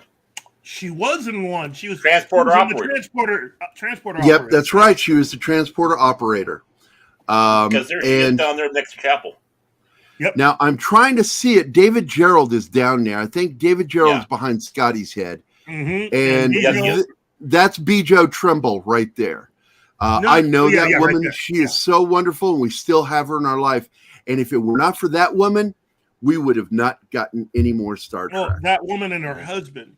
Yes. Also, James Doohan, his 2 sons are also in that scene. So that was one of the few times you got to see a bulk of the ship's complement. Well, also what they did was they had a contest. So some of them are actually Star Trek fans who got a chance to be in the movie in that scene. They won a contest to be able to be in that scene. I don't remember that, but I sort of remember a contest, but I don't remember. Yeah. There were some Star Trek fans that got a chance to win their chance to be on the movie, and that was their chance right there in that scene. And as I recall, there were only 2 aliens, alien species that you see in that shot, which I thought was weird. I felt like there should have been more Rick Baker aliens. They should have hired Rick Baker to bring in masks. Hey, look, there's a whole vampire race. Which is odd because they did have a bunch of aliens in that film. I mean, but they're like in the background. I mean, you take a look at the cards. You had the Saurians and the refit Enterprise in certain sections in that movie inspired what they ended up doing for Star Trek: The Next Generation and the layout of the inside of the Enterprise. because parts of the Enterprise in the motion picture basically, reminds you of the Enterprise D, a very kind of Love Boat type. All right, here's the game. Can you find the Andorian? He's in there. Yep, he's there. in He is. there. I see him. Is that way back on the right side? Find Waldo. Yeah, I see him. I see him. It's on the right side. That Third back rows up. right. Yeah. Can you find Oh, the there he is. Larry? Can you find the Larry Fine alien from the Three Stooges? Wait. He's over on the very left there. It's a Larry Fine alien because he looks like Larry Fine. Yeah, he does. He should have been holding a fiddle. It'll have been funnier. Oh, jeez. But past that, I don't recall the bald guy. I wondered if he was supposed to be some sort of species, but he's still mostly humanoid, so it doesn't. He's not. Doesn't really look alien. There's a second. Andorian. Is there? Yeah. Hold on. Follow at a diagonal right. Oh, there he is. I see him over in the back right. Oh, yeah. Yeah, that's there what we go. I said. That's the one I found. Yeah, there's two of them. And I see a bulbous head in the back. I don't know if that's a hair bun or an alien head in the back center. And it looks like there's an Aqua character right next to him, a fish head character. Yeah. In the very back in the archway. Mm-hmm. And that's one of the aliens that they had. I can't remember. It seems to me they should have been more towards the front, so it looked less like as the Klingon said in court against Kirk, the humans only club. Am I not right? Right? Yeah. I think so. Yeah, especially coming off of Star Wars and you had the alien scene with the cantina, you would have thought they would have gone crazy with Star Trek motion pictures. Say, hey, now we got a budget, we can show all these aliens. Yeah, Tickle Trunk got it. I think he got it before any of us. He got it at 11:39, a whole minute. So yep. Yeah. He got it. You got it first, Tickle Trunk.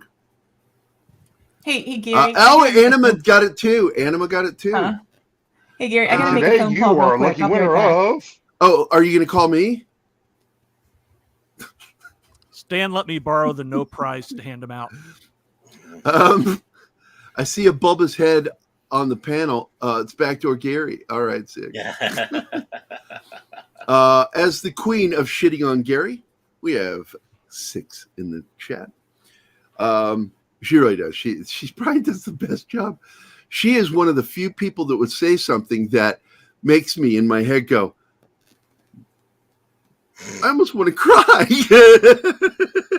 Then I go, fuck it, I'm going to laugh instead. Fuck it.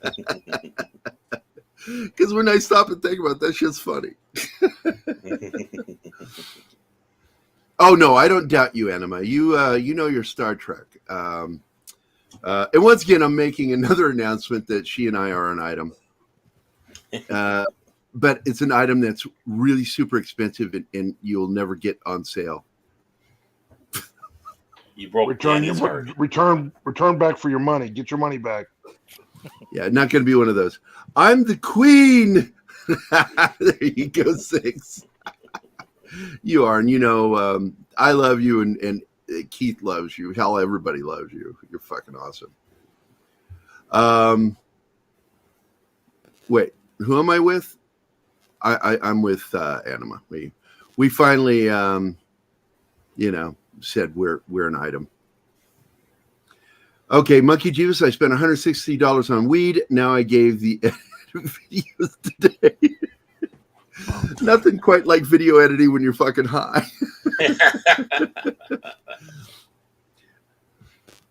Yeah, we love you. I love you. 6, you're fucking awesome. And you are the queen of shitting on me. You really are. A lot of people shit on me. Nobody can shit on me like you do. Nobody. Polly comes close. He came up with Backdoor Gerry. So, it takes something to make something like that happen. I think we already knew that, Gerry. Y'all see each other.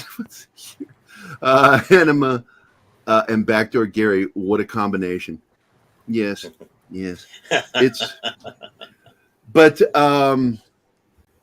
we are past the hour and a half mark. I want to remind everybody that I will be joining Toxic Tuesday tonight. We're watching Running Scared with Charles Grodin, and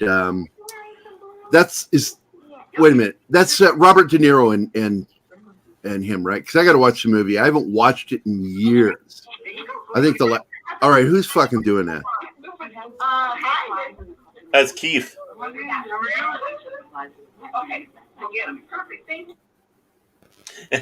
Yep. I was testing. So, because I knew that Magitech Mags was on a call, so I thought maybe it was her. I'm back, But no. but that wasn't me. Yeah, it was Keith. It was Keith. Once I muted him and it stopped, I was That's like, "Oh, Gregory good." Hines and Billy Crystal. Wait a minute. Sorry. Is that who's in it?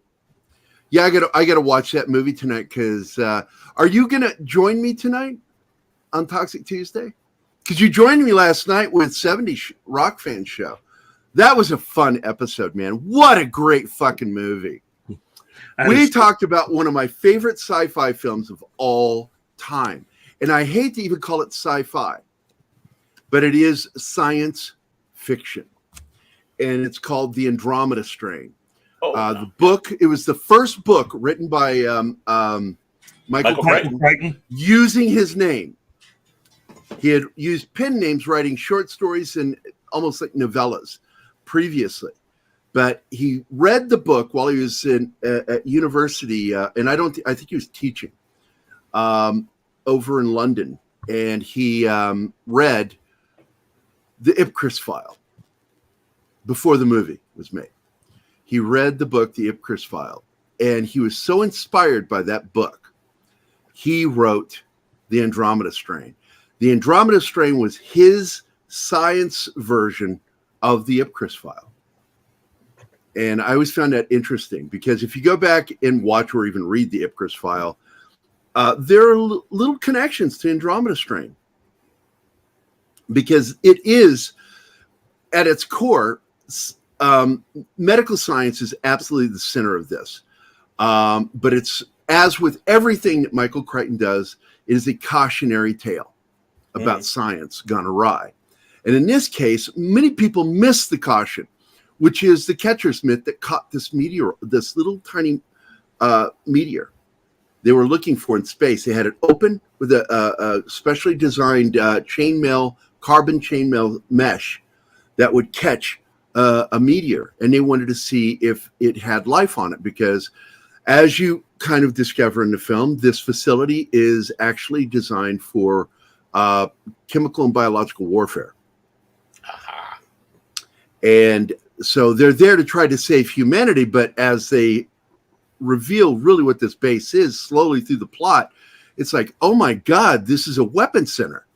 That's why the military is there. Air Force, of course, because everybody knows the Air Force is bent. Air Force, CIA, they're in league with each other. Roswell. Don and I talk about it on UFO Wednesday. Don and I talk about it all the time. But I can't type on this thing. I'm just going to listen. Okay, Matt.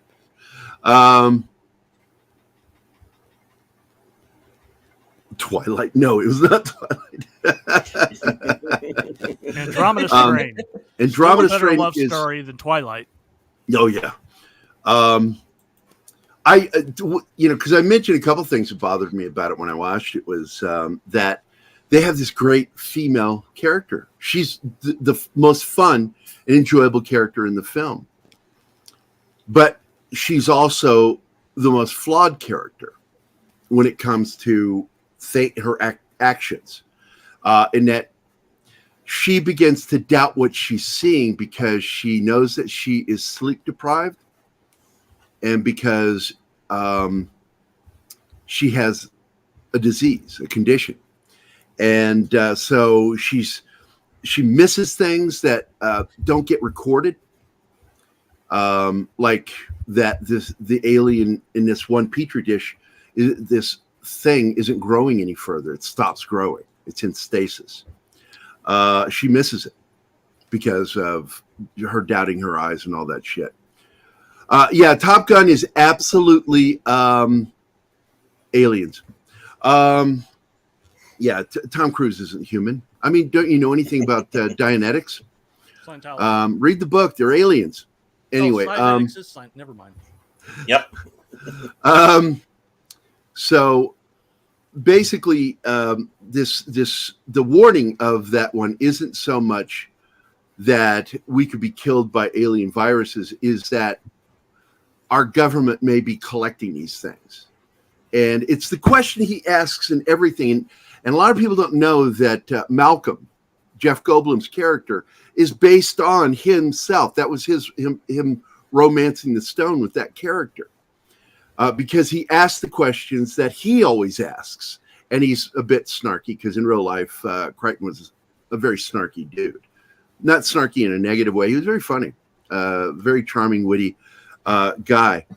But he was constantly asking that question he asks in Jurassic Park. Your scientists are so concerned with if they can do the thing, they don't ask the question, should they do a thing? And that's Michael Crichton from the beginning, 1969 till his death. And Crichton had scientific medical entertainment for us every decade, from 1960s till his death. 5 decades, 50 years of entertainment from that fucker. 5 decades of entertainment. He had entertainment in 1969, so that's the 60s. Then it was adapted as a film in 1971. And from there, he owned the 70s with some of his stuff, from, Future World, which was a tie-in to the Westworld. Then we get into the medical stuff in the 80s. Tom Cruise movie, I like that film, Runaway. I do. He wrote and directed it. He did so much throughout the years. In the 90s, a lot of people don't even know it. ER. Yeah. They always associate Spielberg.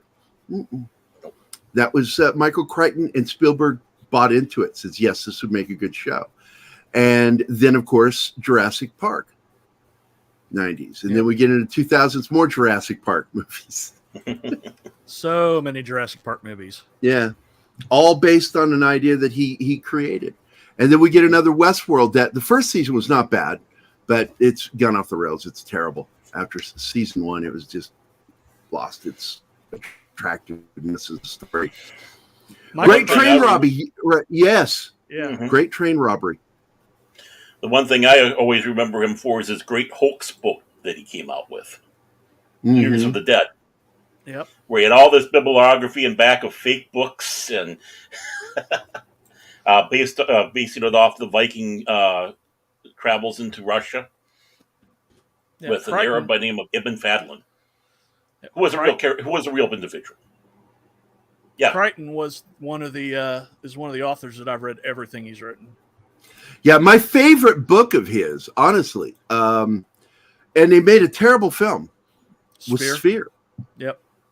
When you read that book, the scientific accuracy and biological accuracy is like horrifyingly good.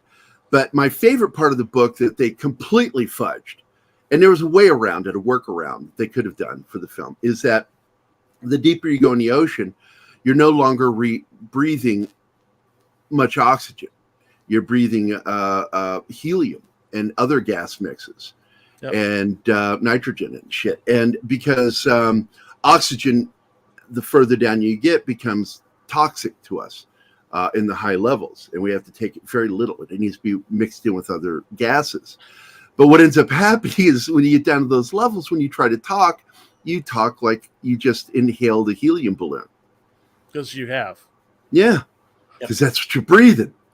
And so what they needed to do in the film was put things over the throat that would vibrate and lower your voice. That's all they had to do. They had to just science tech it up, and instead they just fudged it and completely fucked it up. And they missed the greater point of the book too. And the book is much better than that film. And don't get me wrong, everybody was good in it. Sharon Stone, Lawrence. I think that was Lawrence Fishburne. I'm circling back to the joke, and fucking Dustin Hoffman. Yeah. And it's a question, is this an alien or is this alien tech that we're dealing with? Hey, Gerry, science. You have a nitrogen. Let me go read the down to a certain point. You're breathing what they call a triox mix, which is oxygen, nitrogen, and helium. There you go. Thank you. Nitrogen, oxygen, and helium, because I thought those were the three gases, but I wanted to make Nerds sure are smart. Deal with it. And then after you get to a certain point, you reduce the amount of oxygen to where you're just breathing nitrogen and helium. Yeah, and it's really weird. Your body fucking works on that when you're under the ocean. The pressure of the ocean does that to you. And it's weird. It's fucking weird, as John Candy Under the saying. sea. Under the sea. Nerds know stuff. But yeah, it is true. You're breathing a mixture of oxygen, helium, and nitrogen. And because I said that at first, but then I was like, let me go double check I'm saying this right. But you fucking confirmed it for me. So there you go. Thank you. You didn't need the computer. You just needed Anima acts like she's leaving, but she'll be talking to me shortly. So, nah. I like it when I say something and Magitech bounces. What? There. You're making a noise on your end or something when I say something sometimes, and your character bounces like they're excited by what I said. It's funny. No, it's my notebook. I'm sorry. That's all right. I keep hitting the desk with it. Sorry. But Gerry just likes watching you bouncing.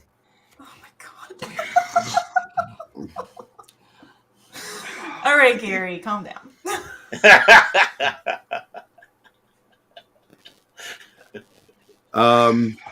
I just feel like doing a Jack Nicholson right now, and I'm fighting the urge to say something as Jack Nicholson. So, where do they teach people like you to talk like that? Some Panamanian sailor want a hump bar. Go sell crazy somewhere else. We're all stocked up here. There you go. In other words, fuck you. Okay, so it's a fancy way of saying fuck you. I want to thank my panel. I love all you guys. If I say fuck you to somebody, normally it's me saying I love you. He's doing it out of love. Fuck you, buddy. Fuck you. Fuck you, buddy. Anyway. Fuck you. So I want to thank Das Wolfen for making it to the show. Really good. I want to thank Scott Lewis for being on the show and not contributing, but maybe 3 sentences. And I want to thank Baron Ormond-Tog for being here, being that jovial, smiling Santa Claus face. I want to thank Magitech Mags for being the only voice on the show that's close to sexy. Martin for being the right side of my brain as usual. And of course, Keith Moncrief for being my partner in crime in so many things. He has helped me plan so many fucking heists. It's amazing. And then I want to thank everybody who's in the chat, from D. Bud Martin, Dr. Dragon, Monkey Jeebus. I got to pass because I will read every once in a while the private comments. Stone Pine Media, Real Wade Nation, Black As, Penny, Stephanie Beatty, nice software, Stephanie. 6. I'm sorry, BRB. I'm back. Kingsport Cal, Cavatino Cavalryman Che, Decepticons Cave of Villains, Marshall, who actually wasn't here, Magitech Mags, Wajid Leaky, Gap After Dark. Wajid Leaky appreciated the fact that I pronounced twat correctly. Gap After Dark, the gap that previously was my gap between my teeth. See, like when Norm Macdonald would do his impression. I did not David need Letterman. to see that, Gerry. I did not need to see that. Don't care. I loved it when Norm Macdonald would do David Letterman. He would go, because he had that fake gap between saying, and it just cracked me up every time he did it. And then, of course, Kai Locke. Hope you're feeling well, my friend. I know you left. Don't call me Wave. Lindsay, the very cynical geek. Latino Slant Polly. Glenn Fleming. Oh, Christopher Carrasco. You've heard me poke fun at him. He's my brother. Chris is he's Mexican, and I made fun of him because he speaks no Spanish, and he's got family. He's first generation American, raised by true immigrant Mexicans, and speaks no Spanish. I make fun of him for it. He is also a police officer in Lebanon, Missouri. Very good guy. I love him. Willie, the epic Monkey King. Dragon Bricks. I'm like, are you saying you're dragging bricks or you're a dragon bricks? I've never understood that name, but I like it no matter what. Mighty Orbots. Osa Fresh 1994. Read by Nature, the Peter Vinkman fan site. Tree Rock Creations is our good buddy Matt. Sorry, Family Picks Videos Calls. Will Gerry read this? And there's the answer to your question, Baron. So if it's in the chat, private chat, I'll probably read it just for shits and giggles. Yeah, Dr. Dragon's name is the best Saturday morning cartoon villain name ever. Thank you for a good show. Well, you're welcome. And like Stream Element says, please don't forget to like it and comment. And I love your chat, but you also help the algorithm with us when you leave comments in the video. You know, after the video's done, you go down there and you click, I want to comment, and go, Keith is so cool. Gerry, I tolerate him. He's okay. I want more Baron. And Six says Mags is a hot tea. There you go, Mags. Stop, Mags. She's got fans. Yep. Woo! And Mr. Tickle Trunk squirts on that one. And he says, it even adds the onomatopoeia by saying splush. Mr. Tiki, we're going to have a conversation about this. I want to thank all of you for being here today. You make the show worth doing. I wouldn't do this show if not for you guys.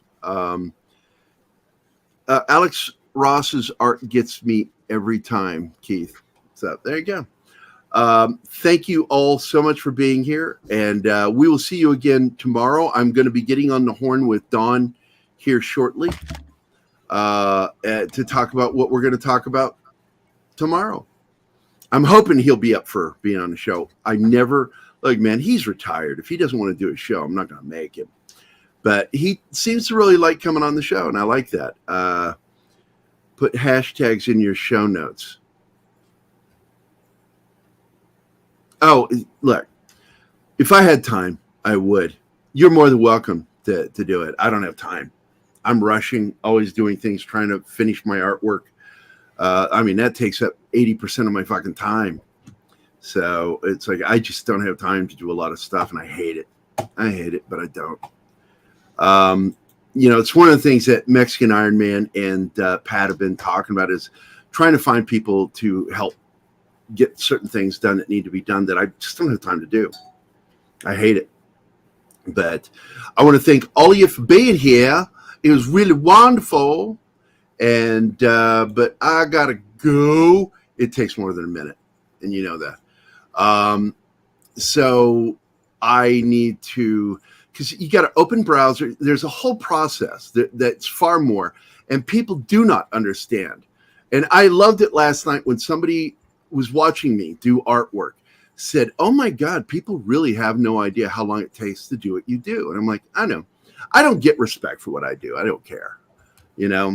People don't respect what artists do. They just don't. It takes time. And it takes a lot of time to do artwork. There's just an entire process to it. Yeah, Tom, I know. Tom and I joke behind the scenes all the time. It's like, yeah, I had to do this week. And he goes, well, I had to do this. And that's one of our things we joke about. It's like, who's busier? If it was easy, everybody would do it. That's right. That's true. Loki, Loki is here? Loki! Good morning, my friend. Hello, Loki. I wish you would come on the show. Can I add you, before we go, can I add you to our group chat for this show so you can jump in if you feel like it? Loki, virtual hug. Oh, Magitech being fucking, look at her. Sucking up to Loki. Jesus Christ. He knows you're sucking up to him, Magitech. You know that, right? He knows you're sucking up to him, that you don't mean it's fake. You're a phony. Don't be jealous, Gerry. You're a phony. Anyway, so answer the question, Loki. Do you want to be added to our morning crew group? He said yes. Yes, he said yes. He'd be honored. Okay, I'll add you right after this show, my friend. And in fact, you can join us in the after show. Yeah, we always talk after the show for a little bit, even though I'll be working. Everybody likes to sit around for at least another hour where we just kind of bullshitting.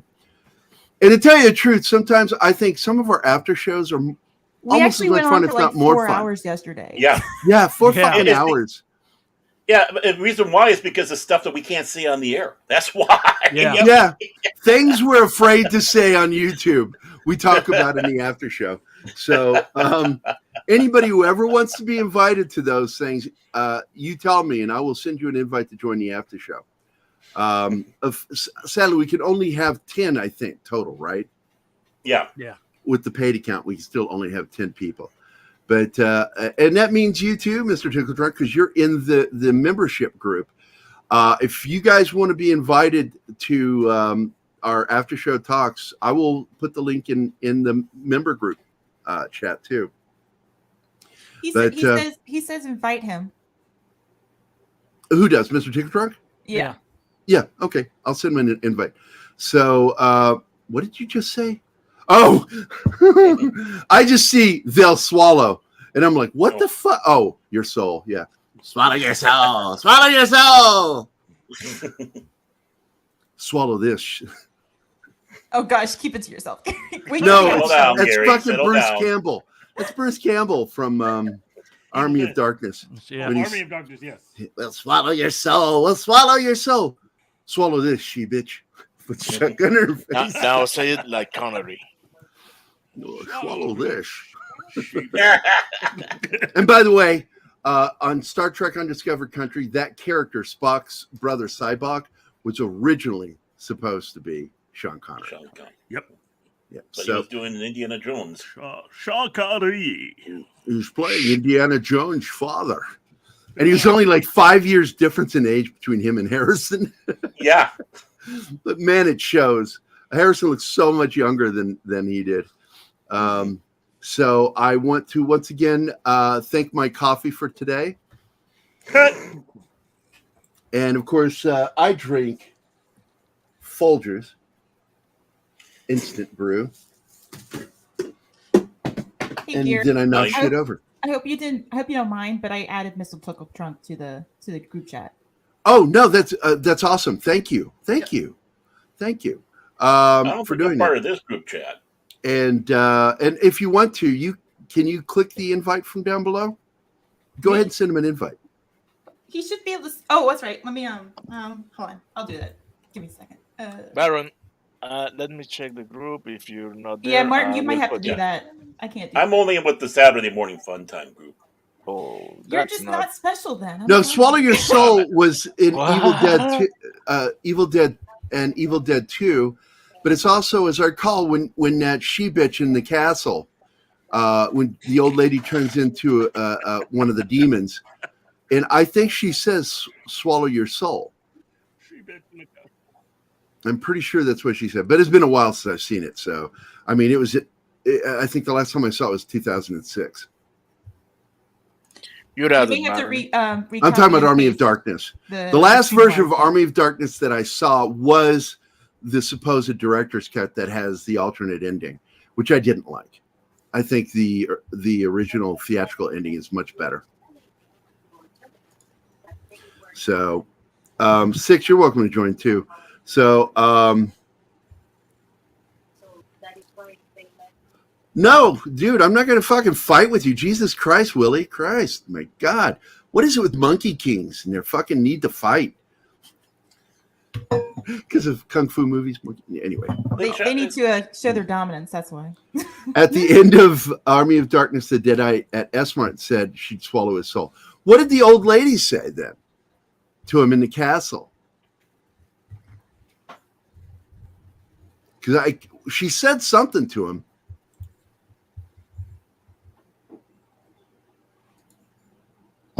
Keith left. I can't remember. I don't know what happened to Keith.